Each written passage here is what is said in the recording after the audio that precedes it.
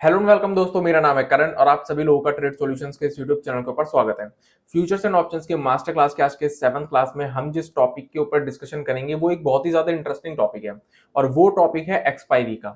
आज के इस क्लास में हम कंप्लीटली एक्सपायरी से रिलेटेड बात करेंगे कि एक्सपायरी क्या होती है, एक्सपायरी कितने तरीके की होती है, एक्सपायरी किस दिन होती है। इन सभी चीजों के ऊपर हम डिटेल में डिस्कशन करेंगे। तो चलिए फिर स्टार्ट करते हैं futures and options master class के आज के 7th क्लास को। सबसे पहले हम बात करते हैं एक्सपायरी के बारे में कि एक्सपायरी होती क्या है।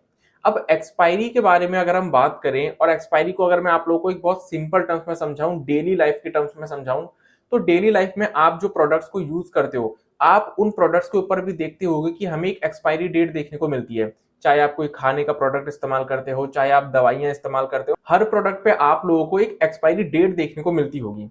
अब उस एक्सपायरी डेट का क्या मतलब होता है कि एक बार जब वो दिन निकल गया, मतलब वो डेट जब एक बार क्रॉस हो गई, तो उसके बाद आप उस पर्टिकुलर प्रोडक्ट को इस्तेमाल नहीं कर सकते, क्योंकि फिर वो जो प्रोडक्ट होगा वो फिट नहीं रहेगा इस्तेमाल करने के लिए। सेम टू सेम मतलब हमारा एफ के अंदर जो एक्सपायरी होती है उसके अंदर भी एक्सपायरी का सेम मतलब होता है। एफ के अंदर भी हम जिन कॉन्ट्रैक्ट्स को ट्रेड करते हैं, जब वो कॉन्ट्रैक्ट्स खत्म हो जाते हैं, यानी कि जब उन कॉन्ट्रैक्ट्स को फर्दर ट्रेड नहीं किया जा सकता, तो उस पर्टिकुलर इवेंट को ही हम क्या बोलते हैं, expiry in F.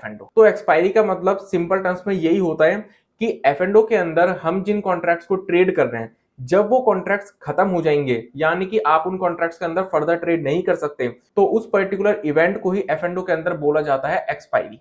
I hope कि आप लोगों को एक्सपायरी का मतलब अच्छी तरीके से समझ में आ गया होगा। अब अगर हम बात करें कि एक्सपायरी होती कितने तरीके की है, तो एक्सपायरी जो होती है वो टाइम के बेसिस पे दो तरीके की होती है। एक होती है वीकली एक्सपायरी और एक होती है मंथली एक्सपायरी। अगर हम वीकली एक्सपायरी की बात करें, तो जब कॉन्ट्रैक्ट्स वीक एंड पे यानी कि हफ्ते के एंड पे खत्म हो जाते हैं, उनके अंदर हम ट्रेड नहीं कर सकते, तो उसको हम कहते हैं वीकली एक्सपायरी। मंथली एक्सपायरी का क्या मतलब होता है कि जब जो कॉन्ट्रैक्ट्स होते हैं जिनको हम ट्रेड करते हैं, जब वो कॉन्ट्रैक्ट्स मंथ एंड पर यानी कि महीने के आखिर में खत्म हो जाते हैं, जिसके बाद हम ट्रेड नहीं कर सकते, तो उसको हम कहते हैं मंथली एक्सपायरी। तो वीकली एक्सपायरी और मंथली एक्सपायरी में बस यही फर्क होता है कि वीकली एक्सपायरी जो होती है वो वीक एंड पे होती है, यानी कि कॉन्ट्रैक्ट जो होते हैं वो वीक एंड पे खत्म हो जाते हैं, एक्सपायर हो जाते हैं। और मंथली एक्सपायरी जो होती है वो मंथ एंड पे होती है, यानी कि जो कॉन्ट्रैक्ट्स होते हैं वो मंथ एंड पे खत्म हो जाते हैं, एक्सपायर हो जाते हैं, हम उनके अंदर फर्दर ट्रेड नहीं कर सकते। अब इस पूरी एक्सपायरी की कंसेप्ट के अंदर, इस पूरे एक्सपायरी के टॉपिक के अंदर जो सबसे इंपॉर्टेंट चीज है वो है एक्सपायरी डेट। कि यानी कि हम जिन कॉन्ट्रैक्ट्स को, हम जिन इंस्ट्रूमेंट्स को ट्रेड करते हैं एफ के अंदर, उनकी एक्सपायरी होती किस दिन है। तो स्टॉक्स के केस में एक्सपायरी अलग होती है, इंडेक्स के केस में एक्सपायरी अलग होती है, और इंडेक्स के अंदर भी हर एक इंडेक्स की एक्सपायरी अलग अलग दिन होती है। तो एक एक करके हम सभी इंस्ट्रूमेंट्स की एक्सपायरी को समझते हैं कि किस दिन कौन से इंस्ट्रूमेंट की एक्सपायरी होती है। तो सबसे पहले हम बात करते हैं स्टॉक्स के केस में।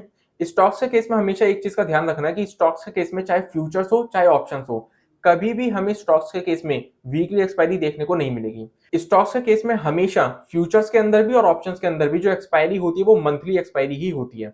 और वो जो मंथली एक्सपायरी भी होती है वो होती है महीने के आखिरी थर्सडे को। जिस भी दिन महीने का आखिरी थर्सडे होगा उस दिन स्टॉक्स के फ्यूचर्स और ऑप्शंस दोनों की एक्सपायरी होगी। अब अगर हम बात करें इंडेक्स की, तो इंडेक्स के अंदर हम सबसे पहले बात करेंगे फ्यूचर्स के केस में। तो इंडेक्स के अंदर भी जो फ्यूचर्स की एक्सपायरी होती है वो कभी भी वीकली एक्सपायरी नहीं होती। इंडेक्स के अंदर भी हर एक इंडेक्स की जो फ्यूचर्स की एक्सपायरी होगी वो भी मंथली एक्सपायरी ही होगी। अब निफ्टी और बैंक निफ्टी के इंडेक्स फ्यूचर्स की जो एक्सपायरी होती है वो महीने के आखिरी थर्सडे को होती है। अगर हम बात करें फिन निफ्टी यानी कि निफ्टी फाइनेंशियल सर्विसेज इंडेक्स की, तो उसकी जो मंथली एक्सपायरी होती है फ्यूचर्स की वो होती है महीने के आखिरी ट्यूसडे को। अगर हम बात करें निफ्टी मिड कैप सिलेक्ट के फ्यूचर्स की, तो निफ्टी मिड कैप सिलेक्ट के इंडेक्स के फ्यूचर्स की जो एक्सपायरी होती है वो होती है हमारी महीने के आखिरी मंडे को। और अगर हम बात करें सेंसेक्स की, तो सेंसेक्स की जो एक्सपायरी होती है फ्यूचर्स की, तो सेंसेक्स के फ्यूचर्स की एक्सपायरी होती है हमारी महीने के आखिरी फ्राइडे को। अब अगर हम इन पांचों इंडेक्स के ऑप्शंस की बात करें, तो इन पांचों इंडेक्स के ऑप्शंस के केस में हमें वीकली एक्सपायरी भी देखने को मिलती है और मंथली एक्सपायरी भी देखने को मिलती है। अब सबसे पहले अगर हम इंडेक्स के ऑप्शंस की अगर मैं बात करूं मंथली एक्सपायरी की, तो इन पांचों ही इंडेक्स के ऑप्शंस की जो मंथली एक्सपायरी होती है वो उसी दिन होती है जिस दिन हमें इन पांचों इंडेक्स के फ्यूचर्स की एक्सपायरी देखने को मिलती है। यानी कि निफ्टी 50 और बैंक निफ्टी की ऑप्शंस की मंथली एक्सपायरी होती है महीने के आखिरी थर्सडे को। निफ्टी फाइनेंशियल सर्विसेज के इंडेक्स के ऑप्शंस की जो मंथली एक्सपायरी होती है वो होती है महीने के आखिरी ट्यूसडे को।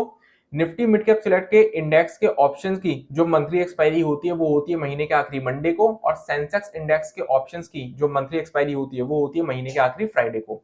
यानी कि इंडेक्स के अगर हम फ्यूचर्स की बात करें और इंडेक्स के अगर हम ऑप्शंस की बात करें तो इन दोनों की ही जो मंथली एक्सपायरी होती है वो सेम डे पे होती है। अब अगर हम बात करें इंडेक्स की वीकली एक्सपायरी के बारे में कि हर एक इंडेक्स की, इन पांचों इंडेक्स की जो वीकली एक्सपायरी होती है वो हमें किस किस दिन देखने को मिलती है, तो निफ्टी की जो वीकली एक्सपायरी होती है वो हमें देखने को मिलती है हफ्ते के थर्सडे वाले दिन। अगर मैं बात करूं बैंक निफ्टी की, तो बैंक निफ्टी की वीकली एक्सपायरी हमें देखने को मिलती है हफ्ते के वेडनेसडे वाले दिन। अगर मैं बात करूं निफ्टी फाइनेंशियल सर्विसेज की, तो निफ्टी फाइनेंशियल सर्विसेज की जो वीकली एक्सपायरी हमें देखने को मिलती है वो हमें देखने को मिलती है हफ्ते के ट्यूसडे के दिन। अगर मैं बात करूं निफ्टी मिड कैप सिलेक्ट की, तो निफ्टी मिड कैप सिलेक्ट के इंडेक्स के वीकली एक्सपायरी जो देखने को मिलती है ऑप्शंस की, वो हमें देखने को मिलती है हफ्ते के मंडे वाले दिन। और अगर मैं बात करूं सेंसेक्स की, तो सेंसेक्स के ऑप्शंस की वीकली एक्सपायरी जो हमें देखने को मिलती है वो हमें देखने को मिलती है हफ्ते के फ्राइडे वाले दिन। यानी कि पांचों के पांचों ट्रेडिंग सेशन हफ्ते के वो हमें इन पांचों ही इंडेक्सेस के ऑप्शंस की वीकली एक्सपायरी से भरे हुए देखने को मिलते हैं।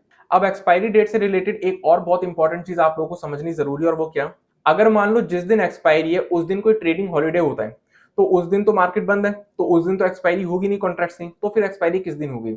तो जिस दिन ट्रेडिंग हॉलीडे यानी कि एक्सपायरी वाले दिन से पहले जो भी ट्रेडिंग सेशन ओपन होगा उस दिन फिर एक्सपायरी होगी। बस एक चीज का ध्यान रखना, कभी भी एक्सपायरी बाद में नहीं होगी कि आगे की डेट पे हो रही है, हमेशा पीछे की डेट पे एक्सपायरी होगी, आगे की डेट पे कभी एक्सपायरी नहीं होगी। तो आज की 7th क्लास में मैंने आप सभी लोगों को एक्सपायरी के टॉपिक से रिलेटेड सारी चीजें डिटेल में समझाने की कोशिश की है, एंड आई होप कि आप सभी लोगों को वो सभी चीजें अच्छी तरीके से समझ में आ गई होंगी।